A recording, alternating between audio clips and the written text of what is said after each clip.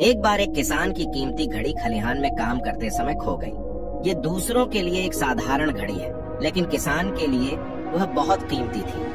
काफी देर तक घास के बीच इधर उधर खोजने के बाद किसान थक गया। हालांकि वह थका हुआ था, लेकिन अब भी किसान ने अपनी घड़ी की तलाश नहीं छोड़ी थी। उसने खलिहान के बाहर खेल रहे बच्चों से मदद करने का अनुरोध किया और जो भी उसकी खोई हुई घड़ी वापस ढूंढ देगा, उसे आकर्षक इनाम देने का वादा किया।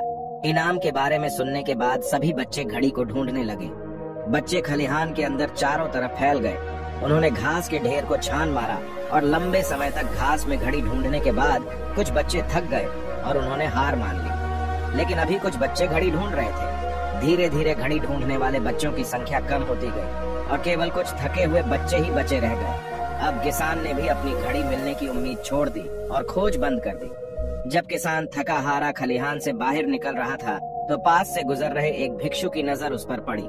किसान की हालत देख भिक्षु उसके पास आकर बोले, पुत्र, तुम थोड़े हैरान लग रहे हो। तुम्हें कोई समस्या है तो तुम मुझे बता सकते हो। किसान ने बड़े दुखी मन से कहा, मुनिवर, मेरी कीमती घड़ी खलिहान में काम करते समय खो गई है। मैंने उसे काफी समय तक ढूंढा, लेकिन वह घास के ढेर में सुई ढूंढने के बराबर प्रतीत हो रहा है।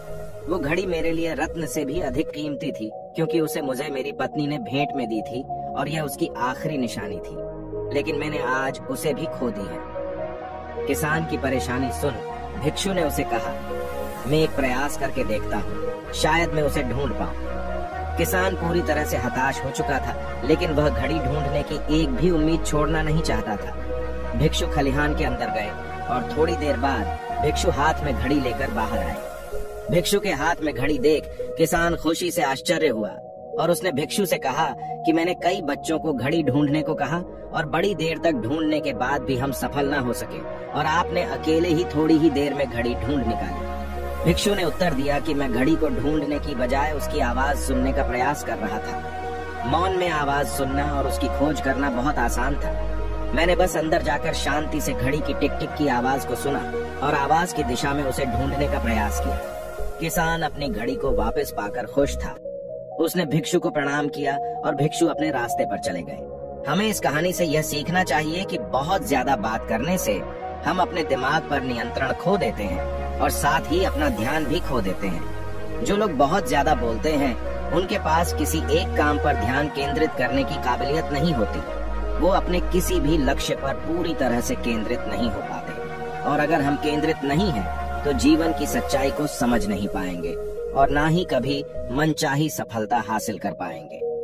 जो लोग जरूरत से अधिक बोलते हैं, वह अपने विचारों के बारे में पक्के नहीं होते और वह कभी किसी भी काम में फोकस नहीं कर पाता। इसके अलावा भी आपने देखा होगा कि जो लोग अधिक बोलते हैं, वो अक्सर लोगों के बीच हंसी का पात्र बन जाते हैं, और जो लोग कम बोलते हैं और अपनी बात पर कायम रहते हैं, उन्हें लोगों के बीच सम्मान मिलता है।